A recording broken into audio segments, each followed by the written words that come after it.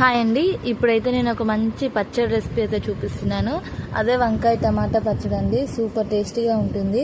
రైస్లోకైనా చపాతీలోకైనా సూపర్గా ఉంటుంది. ప్రాసెస్ ఏంటో చూపిస్తాను, చూసేయండి. ఫస్ట్ అయితే ఒక ప్యాన్ పెట్టుకొని ఆయిల్ హీట్ అవ్వనివ్వాలండి.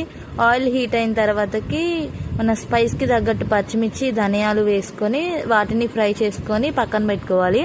నెక్స్ట్ అదే ప్యాన్లోకి మనం కట్ చేసి పెట్టుకున్న వంకాయలని అయితే వేసుకోవాలి.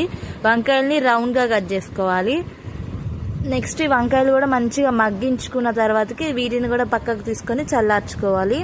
నెక్స్ట్ అదే ప్యాన్లోకి మరి కొంచెం ఆయిల్ వేసుకొని ఆయిల్ హీట్ అయిన తర్వాతకి టమాటా ముక్కలను అయితే వేసుకోవాలి.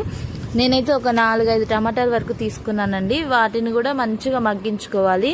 టమాటాలు మగ్గేటప్పుడు ఒక గుప్పెడు కొత్తిమీర అయితే వేసుకోవాలి. ఈ పచ్చళ్ళలోకి కొత్తిమీర టేస్ట్ అయితే చాలా బాగుంటుంది, సూపర్ టేస్టీగా ఉంటుంది.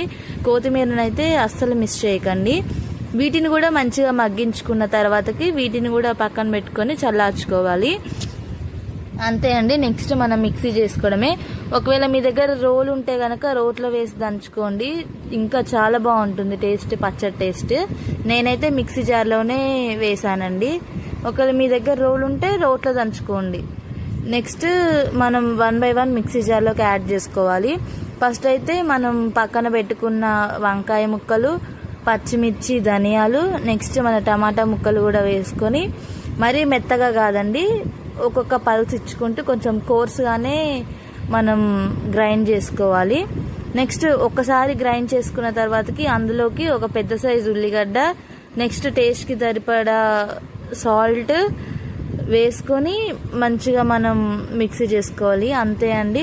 ఒకవేళ మీరు పోపు వేసుకోవాలనుకుంటే పోపు వేసుకోవచ్చు. నేనైతే ఇందులో పోపు వేయలేదు, మీకు నచ్చితే మీరైతే వేసుకోండి. అంతే అండి, చాలా బాగుంటుంది టేస్ట్, సూపర్ టేస్టీగా ఉంటుంది. తప్పకుండా ట్రై చేయండి. సబ్స్క్రైబ్ చేయండి, లైక్ చేయండి, షేర్ చేయండి. Thank you.